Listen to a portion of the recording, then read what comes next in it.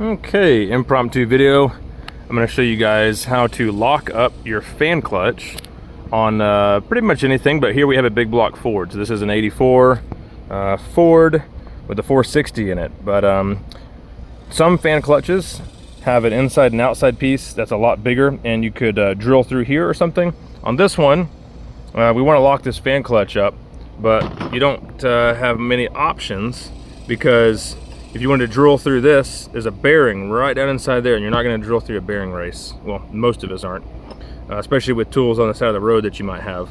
What we are going to need for this is some baling wire and drill bit. And pretty much what we're going to do is take your original mounting bolt for the flange of the clutch to the water pump and make a little loop just like this with some baling wire. So you can see I went above the washer. Each case is going to be different. You want to have as little space under the bolt as possible.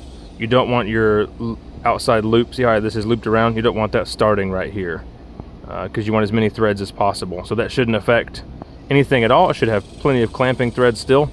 And then what we're going to do is drill a small hole big enough for the baling wire in the edge of the fan clutch. And so pretty much what's going on is this bolt is going to go through here, and it's going to bolt up the fan clutch to the water pump just like normal.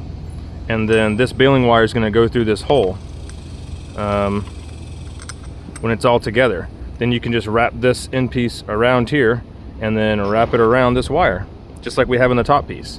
And then once this starts turning, that is going to directly lock these two together. So the reason I'm doing this is because I installed a fan clutch from O'Reilly's, and it was supposed to be severe duty, and it is not. So this thing gets hot when pulling grades and under high load. So you would think, and I know science for the most part and the common sense says on highway speeds you don't need a fan at all. The air going past your radiator should do the trick, but it doesn't, I promise. Fan clutch does something on the highway. So anyway, this is what we're going to do. I will get some more video once I get it together. I'm just going to do two. I'm going to do one more of these. So I have one here. I'm about to drill a hole on the opposite side over here, and then I'll put everything in place, and I'll show you what it looks like with the actual blades on here.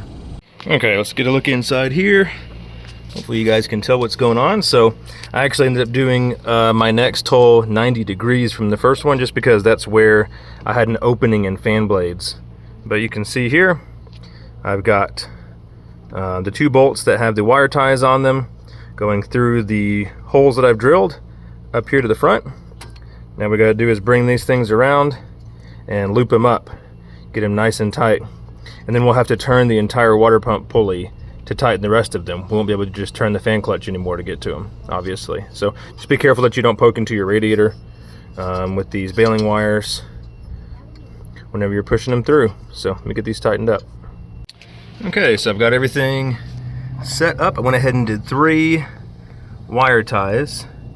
There was only one on this left side bolt that I didn't do, but there's one on the bottom, and it's just because there was a fan blade in the way of this one. So this one I actually installed last, and I was able to get the drill in here at an angle to put this third one in here. So as you can see, everything turns together now. We've got 3 wire ties on 3 of the bolts. So that will do it. Hopefully this will help you guys out if you're on the side of the road and you have a couple tools at least, you can get it done. Thanks for watching.